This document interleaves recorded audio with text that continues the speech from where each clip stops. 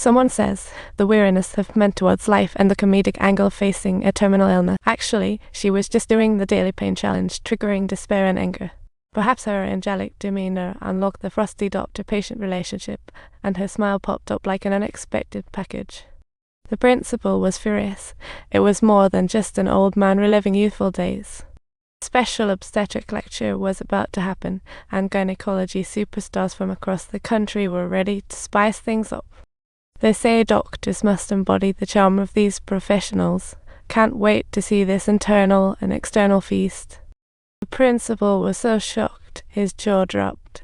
It was like a scene from Supernatural. The principal was seething with rage, while some experts laughed as if they were watching a comedy.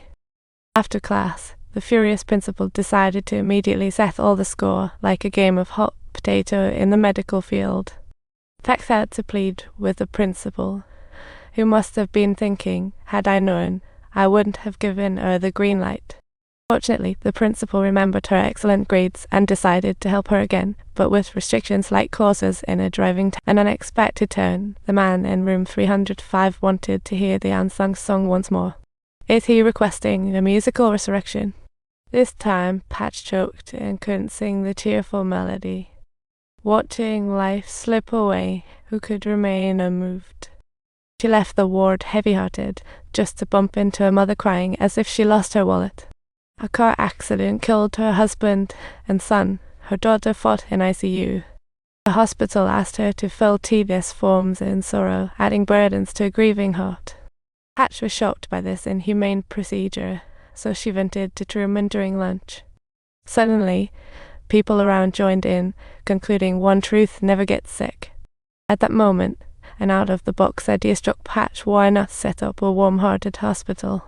Patch excitedly told Catherine her dream, and Catherine thought the difficulty was like traveling to Mars. Time flew by in the blink of an eye, and 2 years later, Patch could finally enter and exit the hospital freely as a junior intern in his 3rd year of university. It was truly like waking from a dream, filling one with profound emotions. While checking on patients, she saw her teacher asking a patient how many fingers there were, which instantly reminded her of a dear one, creating a mysterious link. On a beautiful morning days later, she took Catherine to a breathtaking cliff to announce some big news. Before the lush forest at her feet, she excitedly declared this as the best location for her dream hospital, making one wonder if she was. Then they zeroed in on an old cabin, discovering it was actually the estate of a wealthy old man. He generously lent it to Patch, as if he had issued a special permit for the cabin. Until they could buy it, think to themselves, you're on. Soon, Patch led a gang of like-minded friends to renovate the cabin. Truly a friendship boat. Not long after, the hospital brimming with love and hope was built. Patients flooded in as if by reservation. Everyone here helped and encouraged each other, warmth like a family reunion. Truly a paradise in the medical field.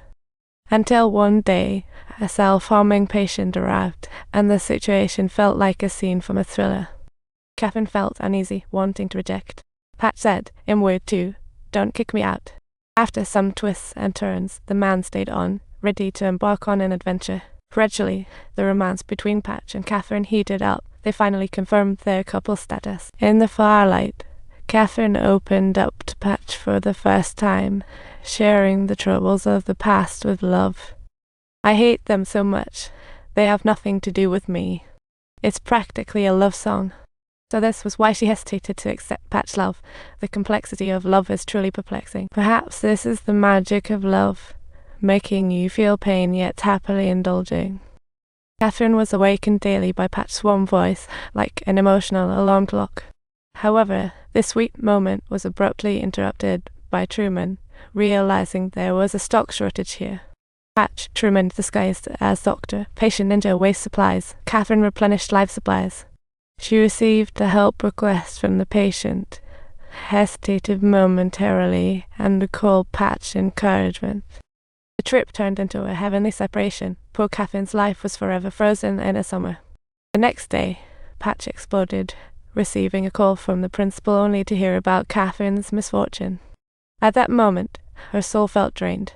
Despair and emptiness were like fish slipping through the net, unable to be caught.